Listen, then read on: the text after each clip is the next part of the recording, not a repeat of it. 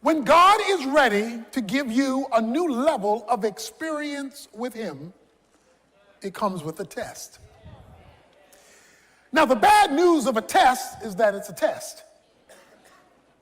The good news of a test is that it's preparation for a higher level.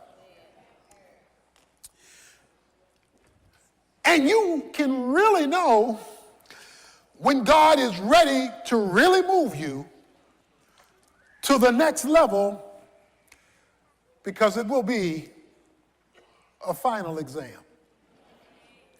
In other words, it'll be a major test. Now, we get minor tests, little pop quizzes along the way. But then everybody gets hit with that whopper. That test that seems like it'll knock you over. It's a major exam because God is ready to move you to a major level.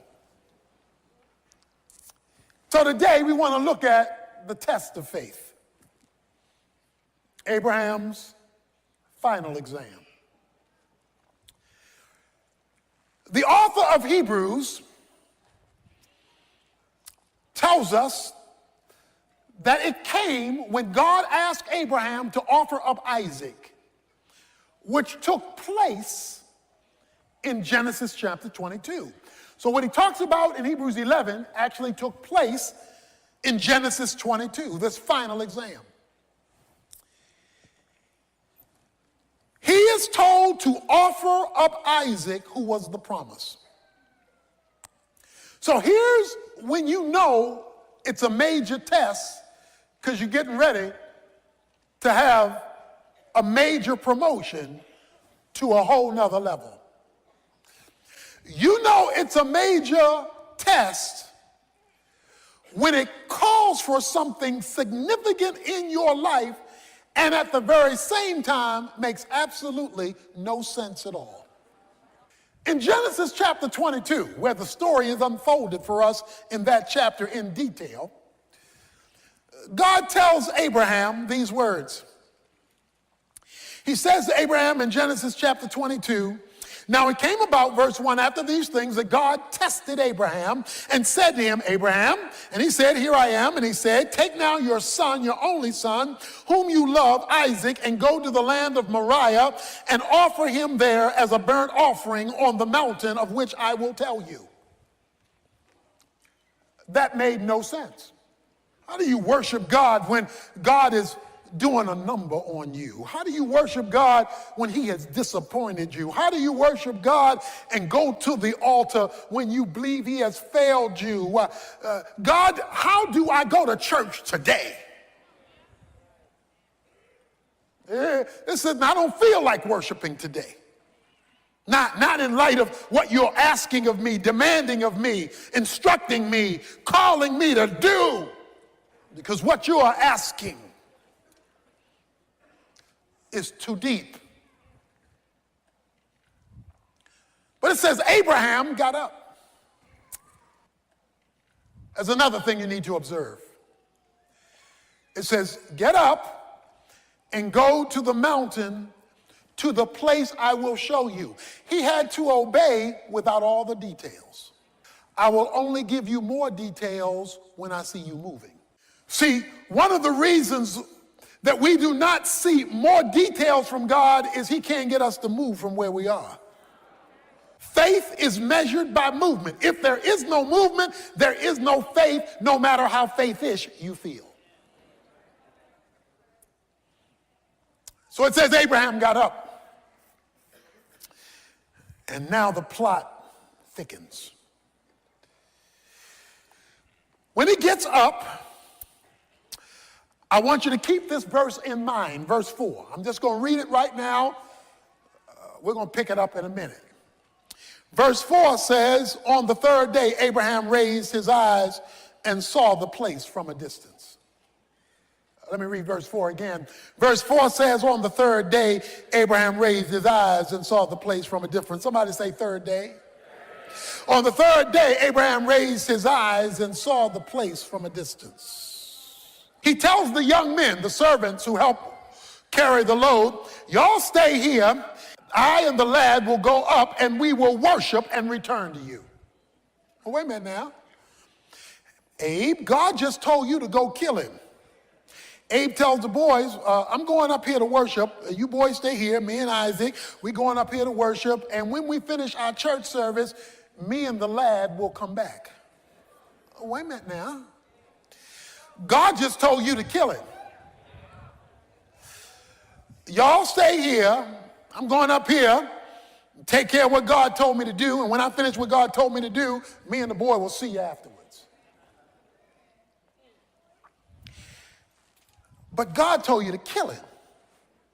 So what you mean? We coming back to see you afterwards. See, when you're called to faith, you got to speak the truth in the midst of the contradiction of the circumstance. Hebrews 11 says the reason he said that was because he believed God was even able to raise the dead. That's what Hebrews 11 says. So if I obey you, God, and do what you told me to do, and at the same time believe your promise that you're going to work through Isaac to make a great nation, then I also have to believe, since you don't contradict yourself, that if I do what you tell me to do, you got some kind of miracle you're planning to bring me and this boy back here again. But what made him speak that? Where did this faith confidence come that God could raise the dead? Well, you recall, Sarah's womb was dead. And Abraham couldn't function no more at 100 years old. And God created a hookup. And the miracle baby of Isaac was born. He had seen what God could do in raising a womb. So he figured the same God could raise a son. So when God calls you to a major exam, don't forget what he did in the quizzes. Don't forget what he did yesterday when he moves you to a bigger challenge tomorrow. Because if it's bigger today than what he did yesterday, is because he's moving you to a new grade level, a higher experience with him. And so they make their way to the place that God said. So Abraham now is talking to Isaac. Isaac says to his father, my father, verse 7 of Genesis 22, here I am, my son. He said, behold, I see the fire, I see the wood, but I don't see the lamb. Every other time we went to church, we had a sacrifice. But today, you ain't bring a lamb. What's up, Dad? Dad looks at his son, can't say anything. You know what he says? He says, son, God's got to fix this one. The Lord will provide himself, because I don't have an answer for you. I don't know how this is going to work out. And when God puts you in a final exam, you don't know how this is going to work out. God has got to do something here, because only God has an answer to this dilemma of faith that I'm in. Because this is a midterm or a final. This is not a little pop quiz, and it's confusing. And God's got to provide the solution. And so he takes his son up. He puts him on the altar. Verse 9, he built an altar, arranged the wood, bound his son Isaac, and laid him on the altar on top of the wood. Can you imagine what he's thinking, feeling?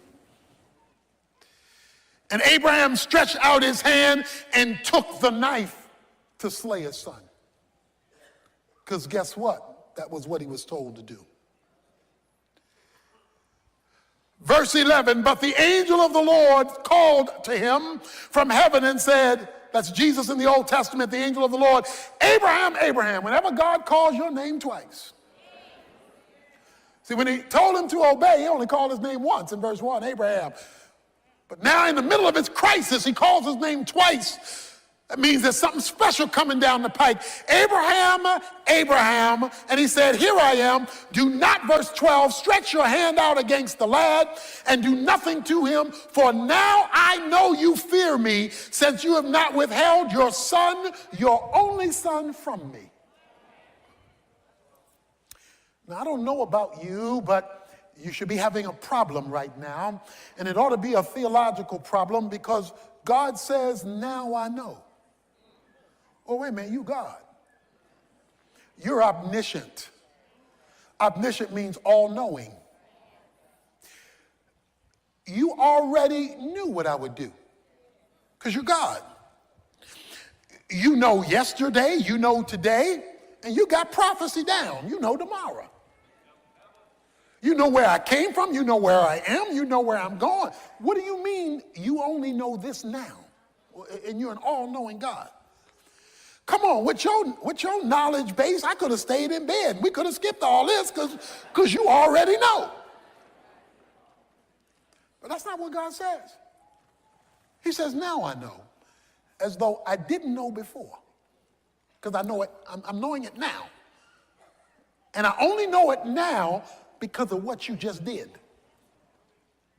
So how do we theologically bring together the concept of an all-knowing God and a not knowing something till now? How does that work? Well, I want to share with you today something God does not know.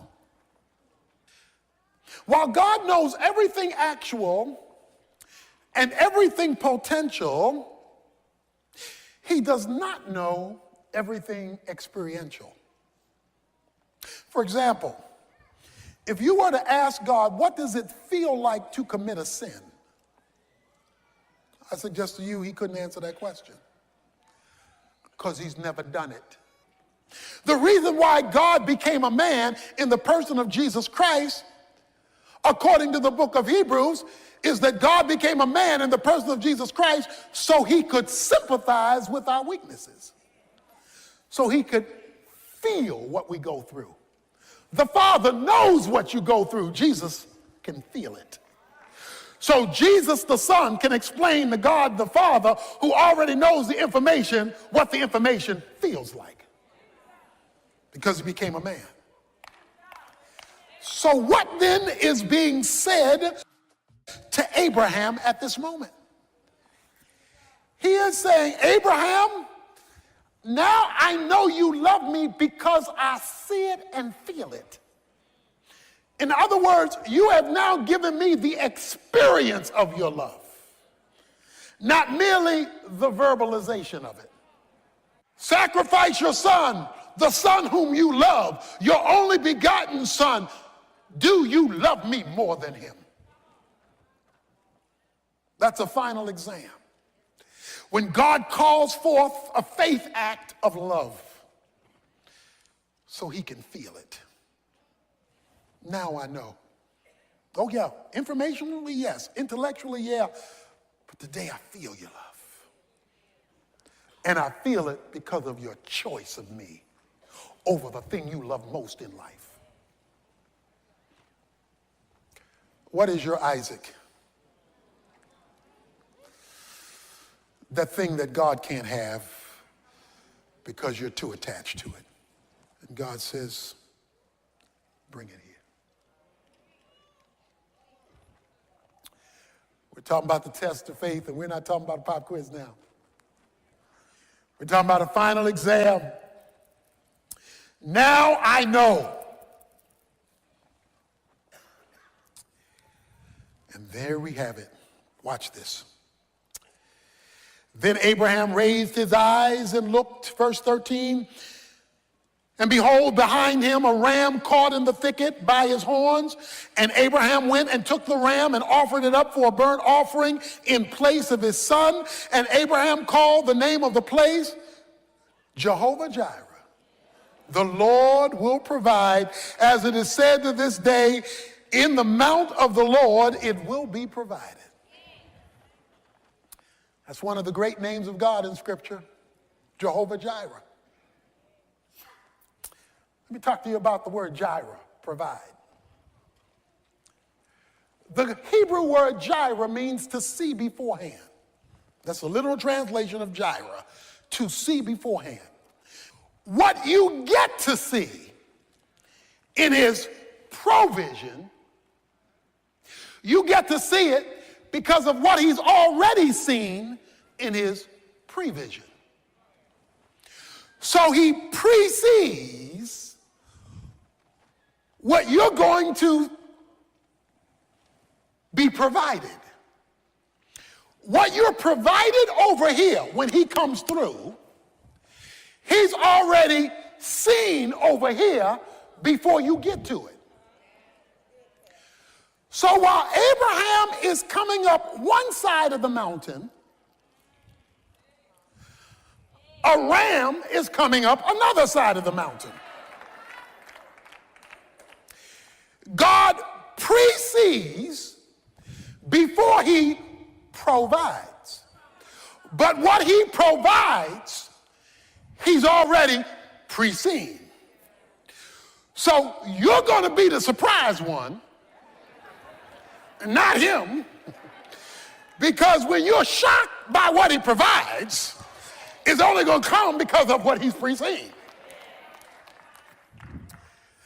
This is the quietest rams in the history of rams caught in a thicket. When a ram is caught in a thicket, it's moving and jerking to get out of being caught. This is the quietest ram in history. The ram is in the vicinity of the sacrifice because it says he looks up and saw the ram. So God keeps the provision quiet, even though he has already made prevision in advance, because he's seen beforehand what he's going to do that you don't see yet. The question, when you face this trial, is how can I move from God's prevision and get a hold of my provision? Until he completed his obedience, prevision didn't become provision. Whatever God is going to do in your life and circumstance, he has already pre-seen, but you won't see it provided until you have completed what he's asked you to do. Most Christians are part-time saints. They'll do a little something, something and wonder why God hadn't come through yet. But the question is, have you finished what he's asked you to do? So if you take 50 years to finish it, it may take 50 years for you to see his provision. If you delay obedience, you delay prevision becoming provision. And in James 2, when it talks about faith, it says, by faith, Abraham was justified by works when he offered up Isaac, and he was called a friend of God because he was willing to believe God against the backdrop of the ridiculous. God says to him, verse 15 of Genesis 22, then the angel of the Lord called to Abraham a second time from heaven and said, by myself I have sworn, declares the Lord, because you have done this thing and have not withheld your son, your only son. Indeed, I will greatly bless you. I will greatly multiply your seed as the stars of heaven and as the sand which is on the seashore, and your seed shall possess the gate of their enemies. In your seed all the nations of the earth shall be blessed, because you have obeyed my voice. He says, Abraham, I got it now. I got it. Because you've obeyed my voice in the final, in this tough thing I've asked you to do, I got it from here. I'm going to swear by it.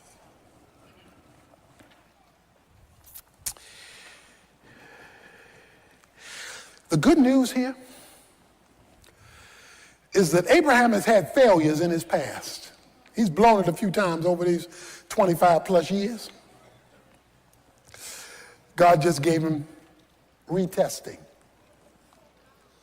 Some of us are here today, and we've been retesting. God says, I'll wait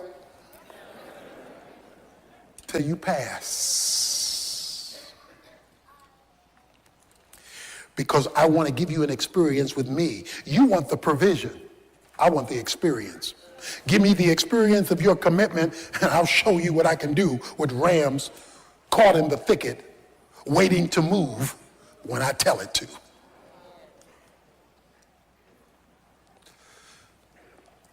But that raises a question. On this journey of faith, you're struggling, you're walking with your Isaac, you're holding Isaac's hand. You're holding that situation by the hand, and God is telling you to kill it even though you love it. And you walking, how do you make it? How do I make it? Because I don't know when God's going to do it. I don't know how God's going to do it. I don't know how am I going to make it? Remember verse 4? It says on the third day, Abraham looked up and he saw the place. In St. John chapter 8, Jesus is talking to the Pharisees. And Jesus is telling them who he is. And Jesus is talking about the fact that he is the Son of God. And the Pharisees are looking at him like he's crazy and saying, you aren't even 50 years old, they say. You aren't even 50 years old. And you talking about Abraham like you know him. You're not even 50 years old. What are you talking about Abraham? And Jesus said, before Abraham was, I am. That's the Old Testament name for God. Moses said, who shall I tell you sent me? He said, you tell him I am sent you. That's the name for Yahweh. So Jesus says, before Abraham was, I was God. Okay? In fact, Jesus goes on to say, in the last few verses of John chapter 8, he says, watch this, Abraham saw my day and was glad. Genesis 22, verse 4. Abraham is on his way to Mount Moriah, and he looks in the distance, and he sees something. Jesus in the New Testament tells us what Abraham in the Old Testament saw. Jesus said, Abraham saw my day. What day did Abraham see? Let me tell you a little secret. Mount Moriah is located a few hundred yards from Mount Calvary. There are just a few hundred yards that separate Mount Moriah from the hill of Golgotha. Jesus said, Abraham saw my day, and he smiled. So Abraham is walking to kill his son, looks up, and goes, yeah. He says, Abraham focused on me. And while he kept his eyes focused on me, that's why Hebrews chapter 12, verse 2 says, looking unto Jesus, the author and finisher of your faith. It says, while you're on your journey, in your final exam, keep your eyes on Jesus. Because if you'll focus on Jesus, he'll get you up the mountain of your exam until you pass the test. Don't look at people, they'll discourage you. Don't look at circumstances, they'll flip the script. He says, keep your eyes on Jesus as you obey God, because when you keep your eyes on Jesus, he will sustain your faith until you reach the finish line of your test. When you're in doubt, look at Jesus. When you're afraid, look at Jesus. When you're unsure, look at Jesus. When you're tempted, look at Jesus. When you failed, look at Jesus. When you're frustrated, look at Jesus. When you don't think you can make it, look at Jesus. Keep looking at Jesus, because if Abraham could look at him in the Old Testament and he hadn't even come yet, how much more should you and I look at him now that he's come, died, and arose, and it all happened on day number 3.